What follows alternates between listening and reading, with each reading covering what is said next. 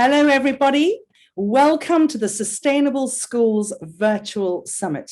And we have an amazing guest here today. This is Charalee Graydon. She's not just any old Charalee Graydon. She is Professor Charalee Graydon. She's a very special lady, and she is going to take the floor. And you are all going to be very intrigued and glued to either your screen or the audio of this podcast to listen to what she has to say today. Welcome, Charalee.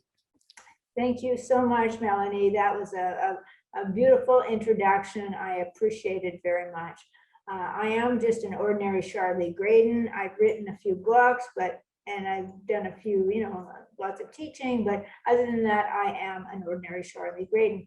What I'm here today is to talk about some of the books that I have written, particularly the last one that was just published, which is a book about the creative arts, and it's called Creating a Masterpiece, the Creative Arts and Climate Change, the Creative Arts and Climate Change Conflict. So in that sense, what we are trying to do is talk about how to deal with conflicts that are arising because of climate change and how the creative arts can add impact to help deal with these conflicts, not only by, you'll hear me talking about the different ways we can do this. So that is the first book that I'm going to talk about. And most recently, I've been working on a children's book. So this is, I'm going to say the first book, Creating a Masterpiece, the Creative Arts and Climate Change Conflict, would be more for an adult audience, so either an upper level audience. So I would say from approximately 15, 16, 17 years old. And then the second book that we're working on is about to be published today or tomorrow, will be one that's called Life on Planet Earth, My Story. And that is a book that has the children telling their story. So the reader, that is the child reader who is using this book, is going to tell their story based on the designs and the words that are provided to the child. So those are the two books that I'd like to talk about today. Some of the other books I've written are different types of work, more fiction books, but those are the two that I want to speak about today. So perhaps I can go to the first book, which is creating a masterpiece. Now people will say, now what is this? She's not a painter. She's not, she tries to be a jack of all trades. She's a writer, and she's an author, she's a university professor, et cetera, et cetera. So what is this? Creating a masterpiece. Well, the masterpiece is really what people can do, because we are facing, as we know, a global challenge of climate change that is the major challenge. I'm going to say I won't give it second place. I'll give it first place. Climate change for me is the one thing that our generation and future generations they have no choice. They have to deal with the issues that are arising because of climate change. And so much, and that was one of the reasons I've managed to get to know Melanie, is because it's all about the education for climate change. So, for example, I teach at a doctorate program in climate change education. And so in that sense, what Melanie and Educcate are doing is exactly what needs to be done. Because if people are saying, why can't you people do something? You go to all these COPs, you go out to all these UN conferences, Charalee, why can't you do something? And I'm like, I'm just an ordinary Charalee Graydon, a very small player in all of these, in this world process. But that's one of the things that the books, starting from the children's book, which is really for the children about 8 to 11, and then the book for the adults, or the young adults, I'll call it, the adolescent young adults, that's where the changes are going to be made, in my opinion. Our generation, Melanie and I, we're seeing the beginnings of what's happening. We're seeing the migration that's starting. We're seeing the health problems that are starting to arise. We're seeing how the weather is not stable. I mean, I'm in Spain. It's not supposed to rain here. It's pouring. And I'm going, my goodness, you know what's going on? It's not supposed to rain in Spain. I keep telling the weather that, but it doesn't pay attention.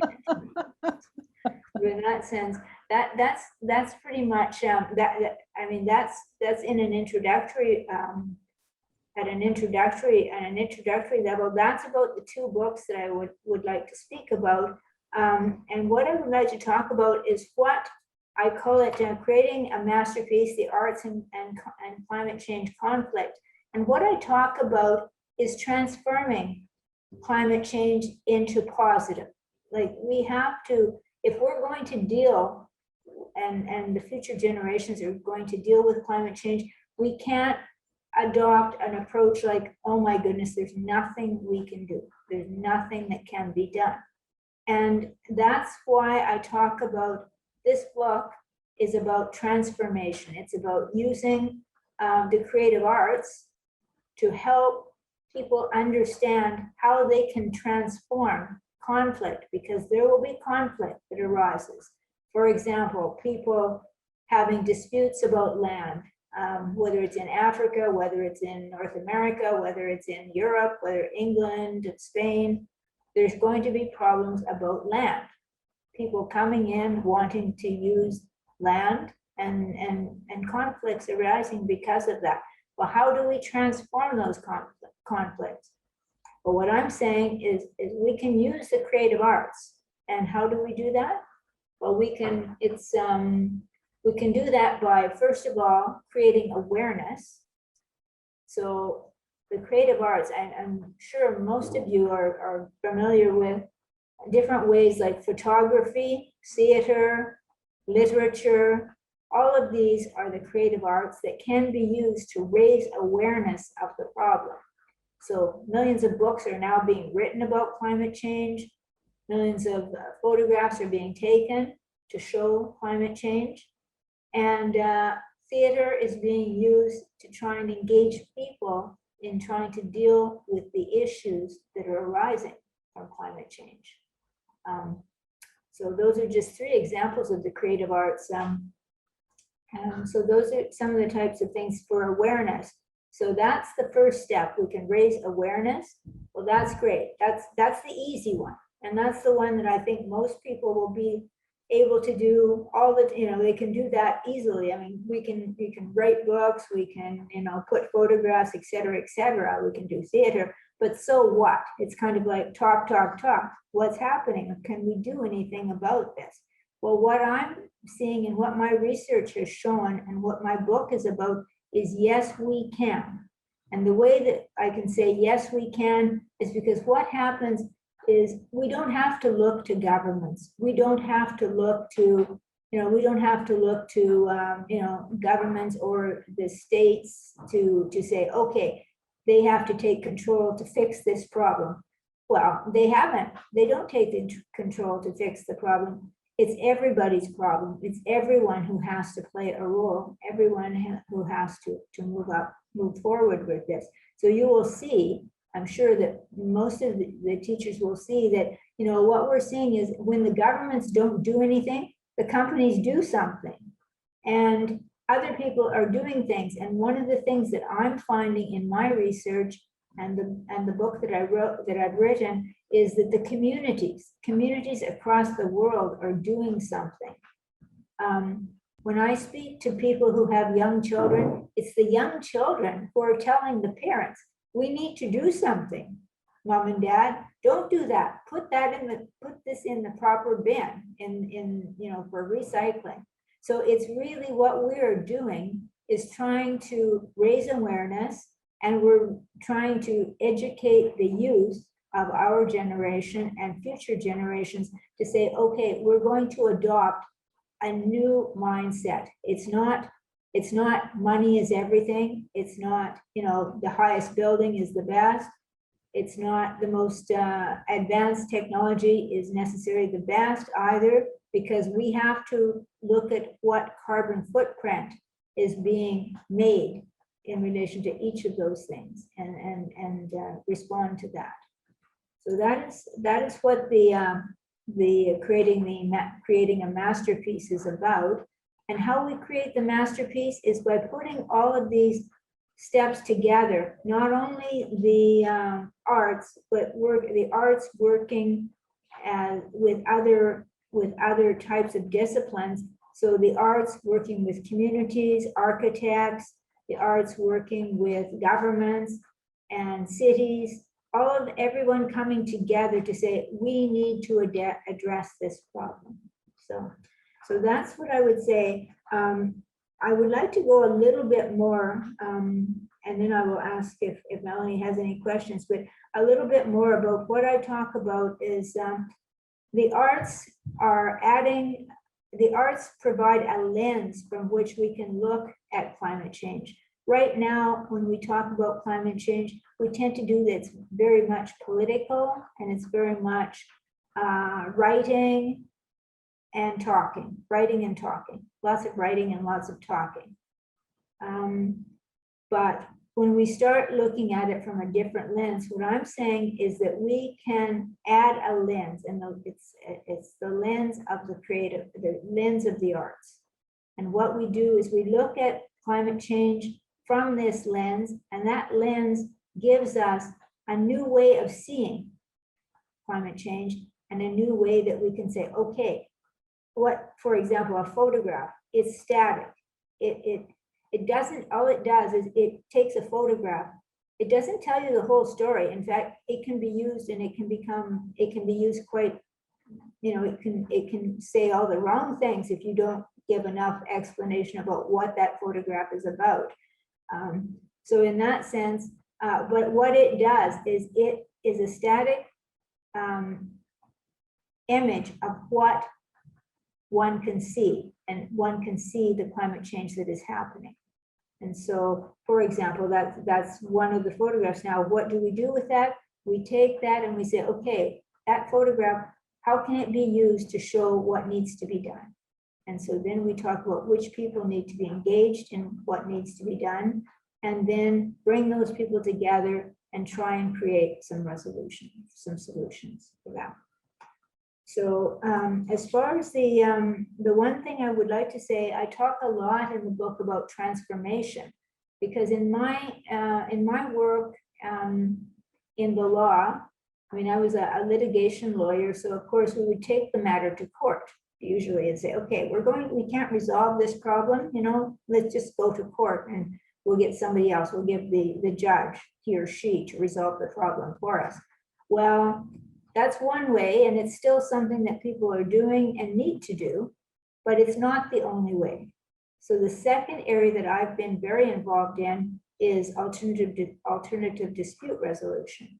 And so that would incorporate things such as arbitration. It would incorporate mediation, which I'm very involved in as well. And it also incorporates collaboration. Collaboration, and also we want to talk about just raising the awareness of people, which is also a concept. So with those concepts, what we can do is we can use all of them to help take the creative art. So what that photograph, for example, shows us, and then we say, okay, there's a conflict about this. I saw a picture of these animals that were dying because they had no water and they had no food as a result. And so the animals in the area die. And so what can we do about that? We have to talk about, there's going to be some need to share property, some need to determine how to deal with this issue. And so that's something that will engage different groups from the community. And so that photograph, for example, is just a photograph, but it raises the issue. And then we take that and we say, okay, now what we can do is bring in the right people, and then we can talk about collaboration, arbitration, mediation to try and deal with this issue, or litigation perhaps. So that's what I'm saying. And instead of saying that we can necessarily, especially with climate change, I can't say, and even though everybody says, please do something, solve this problem, I'm saying, sorry, I can't. But what I can do is help people work with the problem and manage the problem and try and transform it into something positive for present people at present and people in the future. And that's what these books are. That's what this book is about. Trying to turn it into something positive and providing a lens to do so. And that's why I call it transformation. And that's, it's using a concept that is an academic by the name of Letterman, and he talks about conflict, defining conflict transformation. And he talks about 3 issues. He talks about the immediate conflict. That's the first thing you look at, the immediate conflict. And then that's sort of like taking the photograph and, okay, that's the static photograph. But that isn't the answer to everything, is it? So we know that there are patterns of relationships that are existing in that community. So, I mean, we have animals that are dying because they didn't have enough water, they didn't have any food, but we have to talk about what are the patterns of relationship in this community that are causing that particular, I guess, landholder or family, a property owner who has cattle, not to have any water to feed their animals. So it's the patterns of relationship in the community that we need to look at. So his second aspect was, okay, the immediate conflict, number 1. Secondly, the patterns of the relationship. And then looking at what he calls the conceptual framework that incorporates both the immediate problem and the patterns of relationship, puts them together. And he said those 3 lenses is what he calls conflict transformation. And in my book, I say that's not quite enough. We want to add 1 lens. And so this book is about adding a 4th lens. The 4th lens is the arts, the creative arts. So those creative arts, so for example, one of the things that I'm finding from my research is communities in Africa, for example, like to use a lot of theater. They use theater, they use dance, and they deal with the issues by using theater to try and resolve them. And that's community, that's community theater. And so I've looked at some of the work that they've done, and it's very impressive. And that's not only in Africa, it's in other communities as well. But that was one example in my research, was some of the work that has been done in Africa. I'm seeing as well that there's a theater project out of New York that does, again, theater and the creative arts. And they're doing a lot of work in the last few years to try and put together skits to talk about conflict, climate change conflict problems. And so the people put on these skits, and then they're showing around, and it's like a theater, they're showing around the world. And because this group is able to transmit it virtually, it has a lot of impact on people to say, okay, here's what's happening, and here's what we can do to try and think about ways to deal with it. So that's what I'm talking about, transformation. So that's that 4th lens. So with that, I won't talk about the children's book at this stage. I'll ask if Melanie has any questions about the book. Charalee, now I'm very humbled, because now I really am just an ordinary old Melanie Harwood. You are amazing. You are amazing. Why do you feel, in your experience, because you've said you were a litigator, how I met you was some of your students from Oxford University contacted me directly and said, oh, we've done this course. And I said, wow, really interested in that. And they introduced me to you via email, and you said, great, Mel, let's do a talk for MBBI. And I was like, whoa, because you are a force of nature. And then the next thing I know, I've written the book, here we go. And every time I see you in meetings, you have a phenomenal energy. But how did you get from litigation to where you are now? What was the process from there to now? Okay, thank you. That's a very good question, Melanie, because it causes me to have to think and try to say, well, how did I get from there to here, and do that in a very short period of time? Because I don't have an evening or day to try and figure out why I got from here to there. I mean, I was a litigator in Canada, and in both, all in the west of Canada, so Alberta and British Columbia, and in those days, it was very much environmental law was new. I mean, it shows my age. I mean, this is something that is going to date me completely, because at that stage, environmental law was something people said that's a freaky concept. We don't talk about this stuff. Like, you know, especially at law firms in Alberta, which is where I work. I mean, that's where that's the oil and gas capital, one of the oil and gas capitals of Canada, Alberta. And so in that sense, I was kind of a bit of a person a little bit out of the norm. And so, but I decided I wanted to focus on environmental law. And so I created environmental law projects for the law firms that I worked for. And then as I moved from different law to different law firms, joined the environmental law projects because of my expertise in that area. So again, that's how I dealt with it as far as the litigation world. And very much I found that dealing with environmental law, even though it was new, if you explain the concepts to the courts, to the judges, they're receptive and they're open to listening, and they're open to try to deal with those. And in these days, I'm at the stage now of saying conflict resolution. So my world was a world of conflict resolution. Then as I moved forward, I moved to France and Spain, where I now live.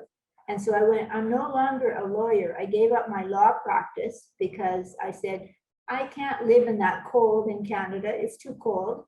So that helps you to get where I got now. And so I moved to France and Spain because it's nice and warm. And so I said, okay, I can't be a lawyer now, and that's fine. I managed to look after all my clients.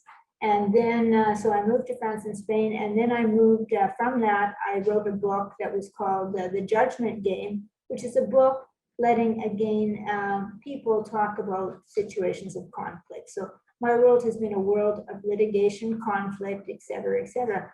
Then when I moved to France and Spain, I became very involved in two groups. One group that was dealing with collaboration, and another group dealing with mediation. And so with those two concepts, I'm now moving away from conflict resolution, and I'm looking at conflict management, because we don't have to resolve, and we can't resolve all conflicts. Now, perhaps, matrimonial conflicts, that's something we can work with. And if we don't want to say resolve, we can manage them. We can help people, and people can help themselves manage their own conflicts. But when we're talking about climate change, this is a different kettle of fish, because it's something that we can't manage the climate. We cannot manage the climate. We can try and manage the destruction that we have caused. We can try and manage that, but I'd say we need to go beyond that and say we need to do more than just manage. We need to change the way we are doing things. So when we talk about that, the way we are doing things, I refer to academics and a lot of First Nations people, a lot of First Nations groups, a writer by the name of Tom Berry, who talks about changing the mindset that we are using to try and deal with conflict.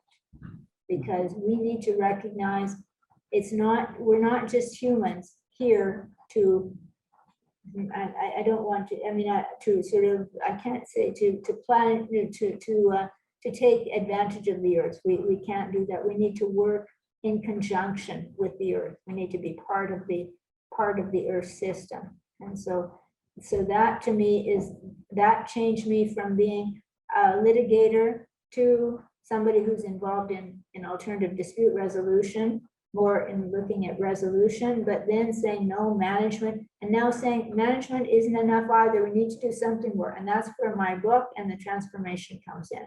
So that would be the answer to your question in a very long way, but I did that in not a day or an evening. So there you go, in a minute or two. Charalee, I know that when we first launched Educate Global in the 22nd of April 2019, and back then I thought that we only needed one climate change teacher in every school, and I was horribly wrong. But we now know that it has to be leadership teams with all staff being trained and upskilled to teach climate literacy, carbon literacy, transition, and transformation. And it's a huge process to get the schools and the teachers through this. I was quite shocked the other day, and I'm not going to name the school. It was a school that I'd rated very highly. It was one of my schools that had worked through, they had a climate change teacher. They had one of the first climate change teachers. And when I got there, they said, we've got the green flag. And I said, I can see the green flag outside. This is really so exciting. But as we progressed, I asked the pupils questions. As they kept saying to me, we're paper free. And I thought, okay. And I asked them basic concepts like, do you know the difference between the impact, the sustainability and the carbon impact of sustainably sourced paper and technology? And they couldn't answer that. And they only saw climate change as litter and plastic. And this broke my heart because I came away thinking, okay, we have to do something. And we had many meetings here. And I think that what we should be doing, Charalee, is even though we are upskilling teachers, we must incorporate schemes of work such as what you are recommending with the books.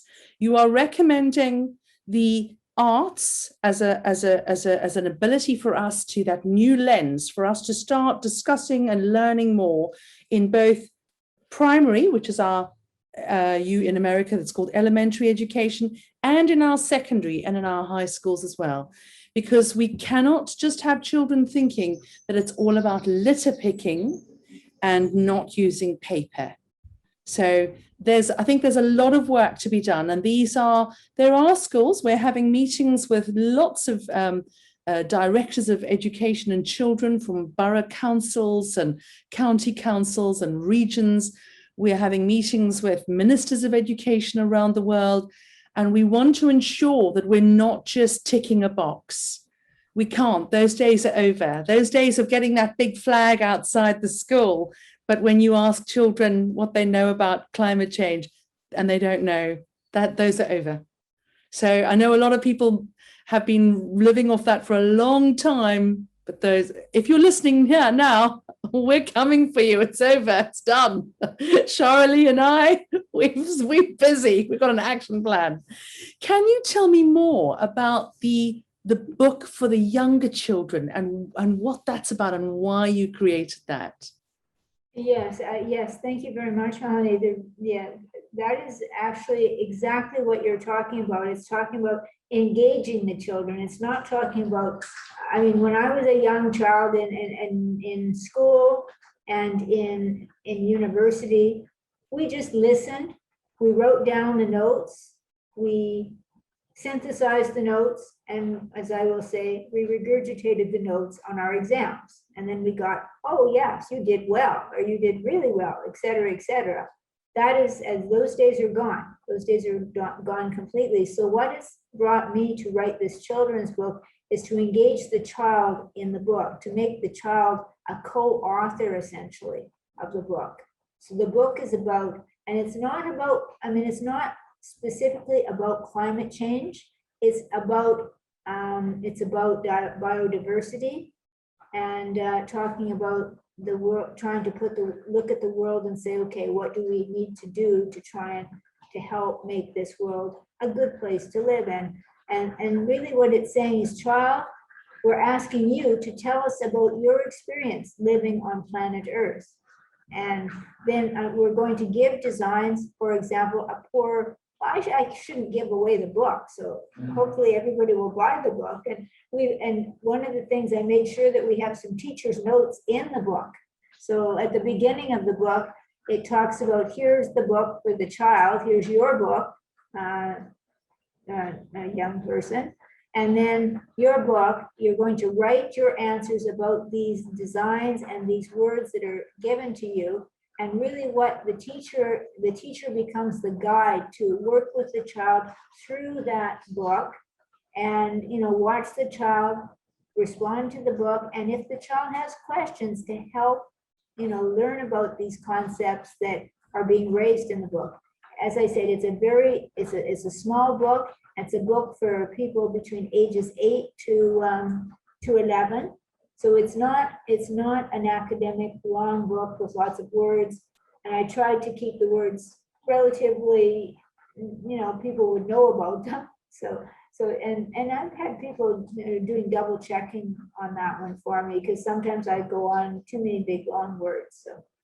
So in that sense, hopefully, and what I will say is, it's something that the teachers will work with the students throughout the book. And then there will be a certificate for the children when they finish this book as well. And that's something that the teachers might add more prizes and things as they work through this book. So as again, it's a short book. So I would say this would apply to about, it's not elementary school, it's between elementary school and the high school. So it would be upper elementary, I guess. So it's still primary school here in the UK. Some parts of the UK, we would have middle school, but I think it's better that you give it an age range. I like that you said it's between 8 and 11. That gives you a clear, that we can work with our schools and present this to them. And we are building a new Educcate Global website, which we will be launching sort of towards August 2021. And I would love to include your book within our schemes of work that we are going to be launching in September. It's very important to have that tangible action. Because as you said, there's a lot of talking going on. A lot of talking. When you've been to Conference of the Parties, I went to COP24 in Katowice in Poland. I was mortified, absolutely mortified by people saying, we need more research. We've done a paper. And I just think, what? You've done a paper? And then I've gone to COP25 and they're still running around like headless chickens going, we've written a paper. Let's talk about a paper. And I'm just thinking, no, enough talking. Where's the doing? And one of the things that really hit me hard at COP25 in Madrid, there was a green zone which was separate. Children were not included in the decision-making processes. And I thought, how dare we be so presumptuous that we will be here, these adults will be in this baker room making these decisions, and we're not actually asking the children for their input and their feelings and their thoughts on the matter. I think that is where your book is going to have a huge impact, asking children to tell us about their time on Earth. Their time, their thoughts, their emotions, their wishes, their visions for the future, their hopes for the future. I wanted to ask you, Charalee, about the lectures that you deliver. You are a visiting professor at Oxford University. You are also very involved with MBBI. I don't know where you get the time, but you do. You're also a professor at Euclid University. Charalee, how have you managed to clone yourself? Or do you just work 24/7 on this like I do? The same as you, 24/7. But yes, 24/7 with now saying, okay, you have to put yourself in compartments and say this compartment goes to here today, etc., and then not tomorrow. Like you have to budget your time, is what I'm going to say. But all of those things, all of those areas are important to me because it's great to work, and it's with the with the Oxford students. It's terrific to work with them. It's also very good to work with Mediation Beyond Borders International, where I was able to start a creative arts subcommittee. And so once again, I took the work that I've written about, and because there was an interest in the creative arts, and they said the education committee had too much to do to deal just with creative arts, which Charalee is always bothering us about. And they said, create your own committee. I said, okay. And so that is done. And so it's a committee that has just blossomed and taken off, and we have many, many members. And so it's great. And people are very eager to become involved and to work on projects. And so not just my book, there will be projects there will be videos that are being produced. There will be some story competitions that are being dealt with by the Creative Arts Group, photography work that is being done by the group. So again, it just spearheads and it takes off. And so in that sense, we're not just talking, we're saying we're going to do something.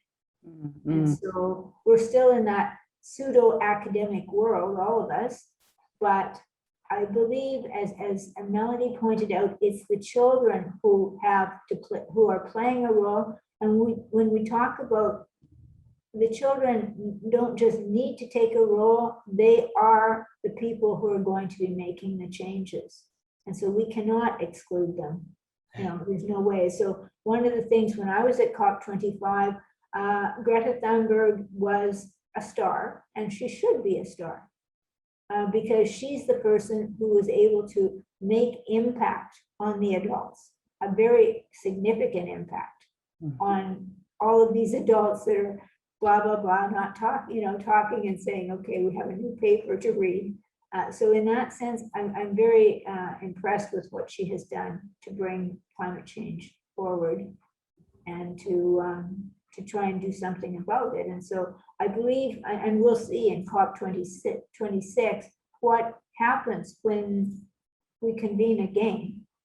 Are there going to be any changes? I believe, and again, maybe it's wishful thinking, I believe people are starting to wake up saying, we have to do something. We have no choice. When you see what's happening around the world with all of the floods, with all of the droughts, etc., we see that there's, something has to happen. So. Charalee, what was an eye-opener for me was after COP25, I was invited by University of California, Irvine to attend their Peace and Citizenship Building. It was their 22-year anniversary. It was a fantastic, fantastic event. And I went over and I had very little concept of conflict resolution and mediation and its role in climate change. I was still a newbie, but boy, oh boy, I recommend, I think what I'll do is I'll even possibly put links with your permission to some of those talks below your page in your information area below, because that was an eye-opener, because I realized there's going to be a huge issue here. It's going to be the migration of potentially billions of people away from sub-Saharan sort of Africa back up through Europe and out to the top of North America and outwards. And this is going to cause potential conflicts. And as you said, there will be water wars, land wars. We've got to start learning to communicate. This world belongs to all of us, but we're going to have to come to an agreement and understanding and learn to communicate better. And I asked the team there, I said, would you consider creating a Peaceful Planet teacher training? And they said, oh yeah, that's a great idea. And then when I spoke to you much later after that week, COVID has happened and stalled things a bit and sort of we've been building other things in the interim. And I said to you, the one thing that's missing is the schemes of work. This is what we need. And so I'm so grateful for you for pushing and pushing to get us, that partnership with MBBI so that we can start working with you and your subcommittee to build the content that will be able to go into schools in those age ranges. You said 8 to 11, but it should be sort of like 11 initially, 11 to 17, and then we can create. I think your book is phenomenal for the early years for those younger children. Where do you see this going in schools globally? What is the importance of schools and teachers in our work? It seems to me that we are just the people that are providing some information for the people who are really important, that are the teachers. The teachers are the person. I'm speaking hopefully to a group of teachers, but I'm saying you are the important people. You're the people who actually transmit this information to the youth. And so in that sense, we all remember who has made, think back and think, okay, what caused me to be involved in this activity? It was very likely because of some teacher who was a phenomenal teacher and led me in that direction. So for example, I remember an English teacher in grade 10 and grade 9 or 10, and she wouldn't give me 100% on everything. And I always got 100% on everything. And I went, hold it, just a moment, what's going on? And she said, you need to structure what you're doing a little bit better. I said, oh, okay, what's this all? So anyway, what I'm saying, that teacher taught me how to write a little bit better and was a person who helped change my world because I've spent a lot of time of my life writing things.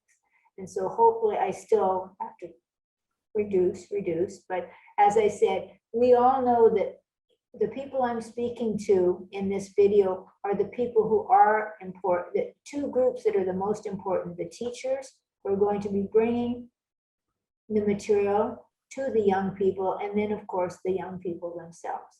And so I agree with you. I've kind of identified from my side of things the group between 8 and 11. And so that will be the book. And then when we're doing the project with MBBI, Mediators Beyond Borders International, that will be for that group that Melanie has identified, the 11 to 17. Yeah. So that's.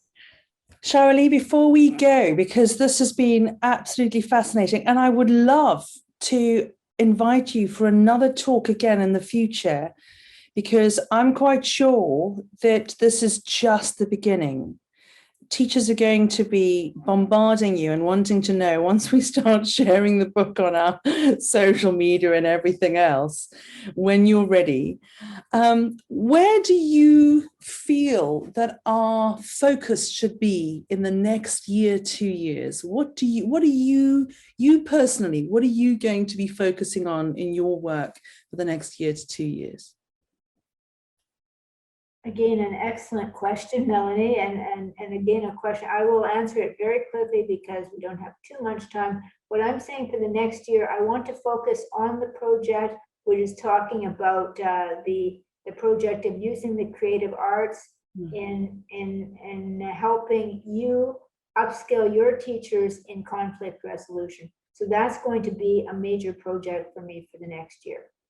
Fabulous. And of course, I'm hoping you were going to say that. There you go. Well, I hope that will be valuable to the teachers, valuable to your Educate group, and valuable to Mediation Beyond Borders. So that's what I would like to do. And as well, of course, answer all of the questions that the millions of teachers that you're going to be providing this information to have to ask me. So I'm very happy to answer.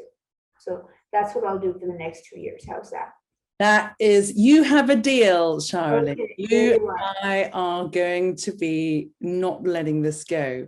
So all of the information, I'm going to include everything below this video. We'll build a page and we'll share this widely. And you will also possibly be listening to this on our podcast. But if you do want to get in touch with us, please do.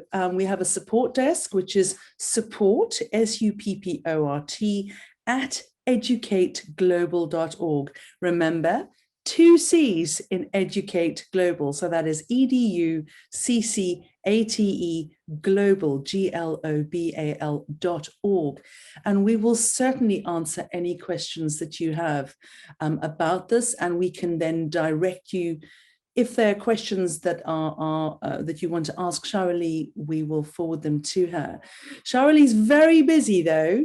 And as we said earlier, we are compartmentalizing. We are making sure that we have the capacity to do what we do. We work on this 24/7. It's a funny old thing, climate change, because once you learn a little bit about it, you think, whoa, this is huge. What am I going to focus on? And that's what I know that I'm doing and what Charalee is doing. And with Educate Global, getting this out to as many schools as possible and upskilling every teacher on the planet to confidently teach mitigation, adaptation, transition, transformation. That's our mission in life. So I want to thank you, Charalee, for joining us today, for talking about the 2 books. And all the links, when you're ready, will be on the page below or in the podcast. And we know that it's going to be a resounding success. We will do all we can to help get your books out to a much wider audience. And I can't wait to continue working with you. It has been an absolute pleasure. You are a joy to work with. And thank you very, very much. Thank you for your time today. Well, similarly, Melanie, thank you very much. It's been a wonderful relationship that's been created, and I expect that it's going to continue for the next 2 years. And thank you and I want to say to all the teachers who are watching this video, thank you, and feel free to engage me and of course Melanie in what information you need to help you reach out to your students and help them to become engaged in the climate change issue. Thank you very much. And we will see you all on the other side.